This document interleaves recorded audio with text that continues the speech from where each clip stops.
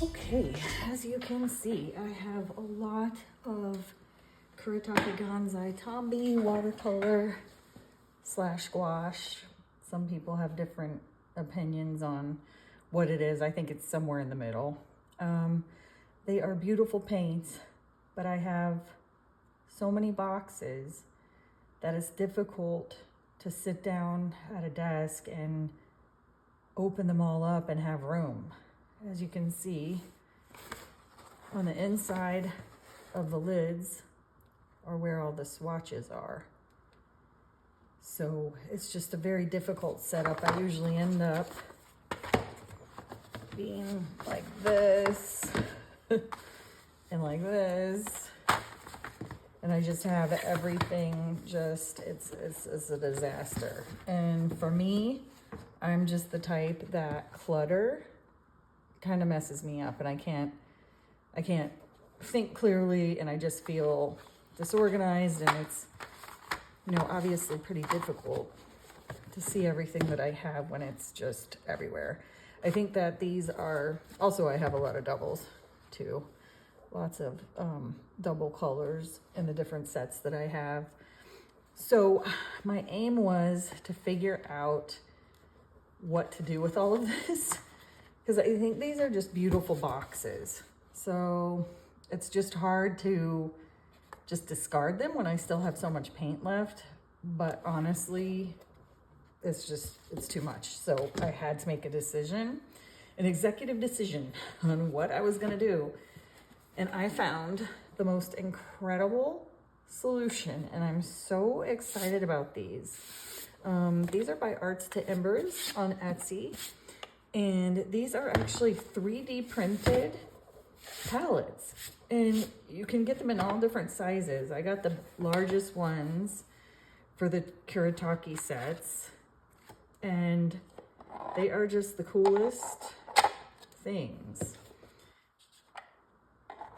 This one is the big one with wings that goes like that, and then I get to pick out all of the ones that I want in my primary palette. So this will be like my go-to when I want to paint something. I just forget all of this and come here, and I plan to put the colors that I use most often in here. So, but yeah, just a really cool setup and a really, I think, beautiful palette. I love how this is just like pretty and shiny, and the outside is so cool because it actually has, and I'm a sparkle girl, it has really subtle, like just really subtle sparkles. So yeah, just a beautiful palette. And I'm really excited to sort all this out and get it in there and start using it. So yeah, so stay tuned if you want to see what I end up doing with this.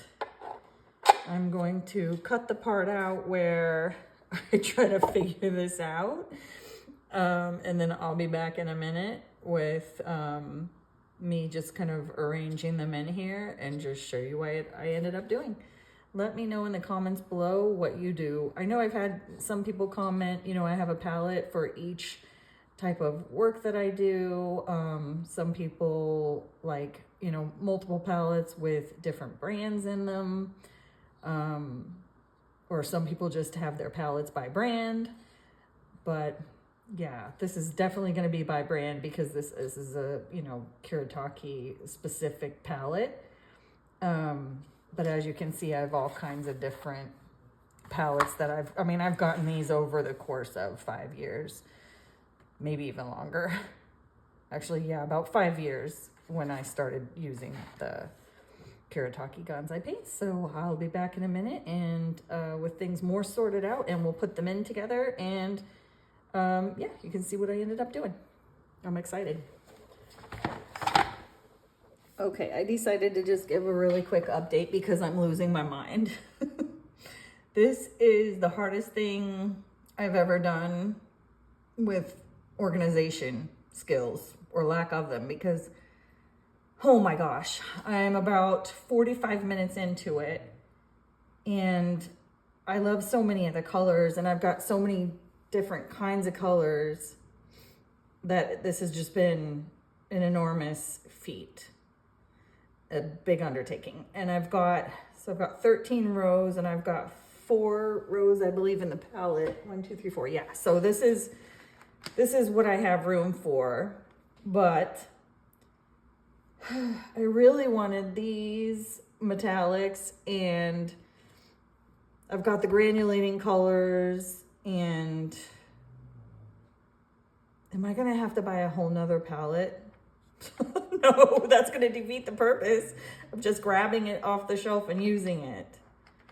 Okay, so just wanted to do a little update and kind of show you what's happening with the process.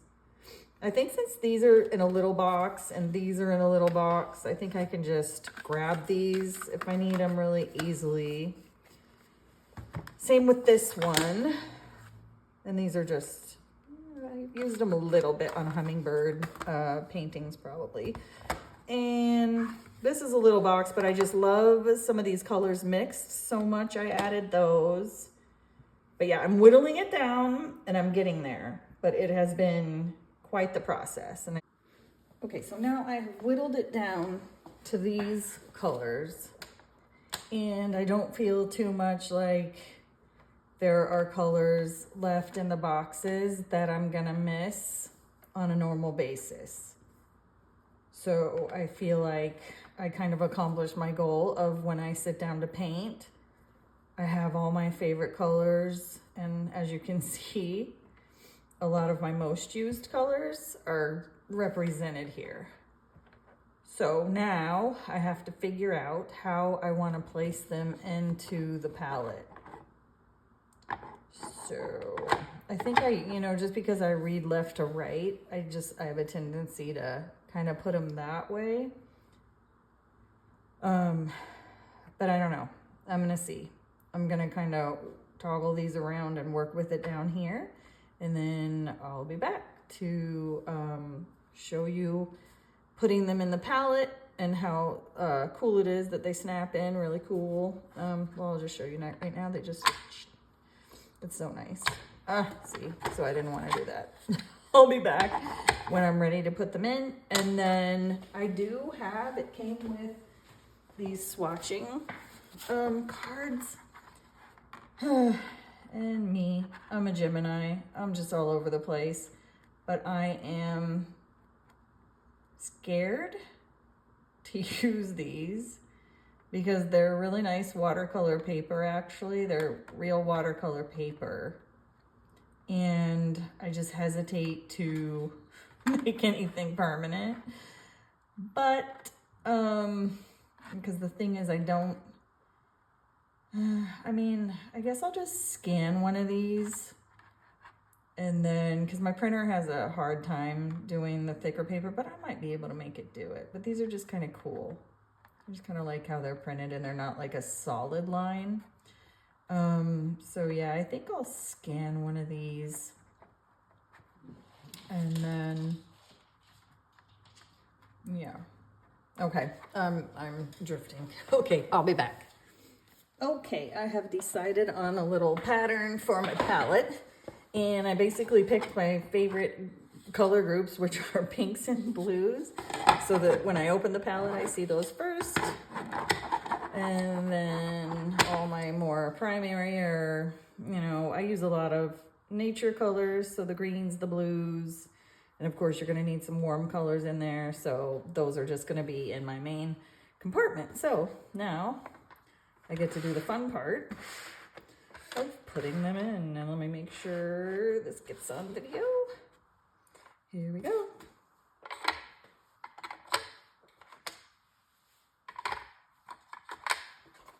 Super cool. They're like the perfect fit. Fit perfectly.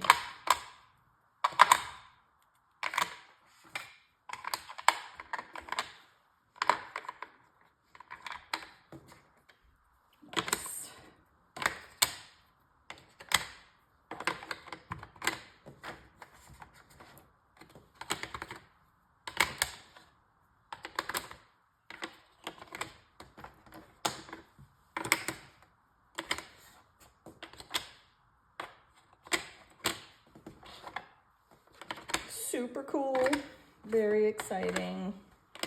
I don't think I'm gonna have time. I have somewhere to be in a little bit. Not gonna lie, I'm going to the beach after school. And I don't think I'm gonna have time to get around to swatching this today, but I will continue this video tomorrow. And I will swatch all these pretty colors. Fun thing is gonna be, oh, I should have written it down before I put them all in here. The names of the colors are all on the back. And in this case, it's just Japanese writing that only my daughter, who's off at college, would be able to decipher for me. But some of them do. I mean, do they really need a name? I mean, isn't a color by any other name still a color? Do I really need to name them? Not really. So I don't think I'm gonna worry about that. I'm just gonna swatch the colors tomorrow, and I'll be back, and I will see you back then, and we'll get this little project wrapped up. But oh, this is exciting because it will be really nice to just open these up and go and not have to like search through several boxes. So very cool indeed. And then I was talking in a couple videos ago about wanting to really organize all of my paints. And so while I'm at it, I got this palette. So this, funnily enough, actually something got messed up with my order. I don't know what, to be honest. You kind of never know sometimes with, I hate to say it, but the platform that I bought these on. Anyway, so this is a Kuretake palette. I accidentally got 2 of these when I meant to get a full pan of just regular watercolor pan, full pan set. So at the time that I ordered these, and then subsequently ended up with 2 Kuretake palettes, I let Zach at Arts to Embers know that I somehow had 2 Kuretake palettes when I tried to get a full pan palette and a Kuretake palette. And he was like, you know what? I've had customers asking me to make a bigger palette for the full pans. And he was going to work it out so that they fit these little grids that come in here.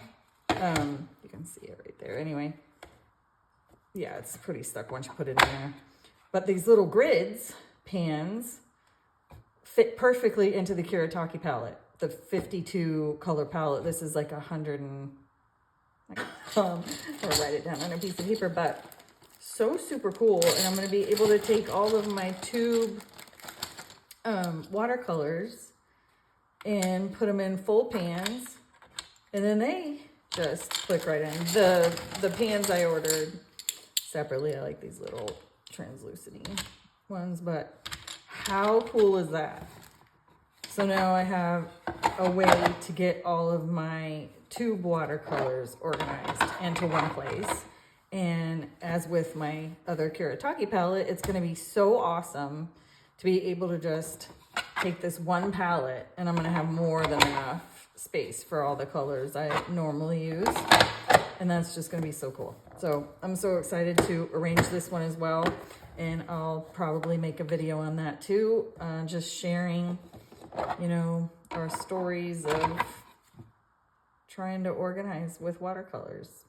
And there's just so many colors and brands and just everything that it's fun to kind of get yourself feeling, yeah, just a little more organized and a little more just pull one out and go, which was my, you know, that's what I wanted to do. That was my deal, was I just was kind of tired of having my paints all scattered to the 4 winds. And so here's my journey of getting organized with my Kuretakes and my watercolors. So stay tuned.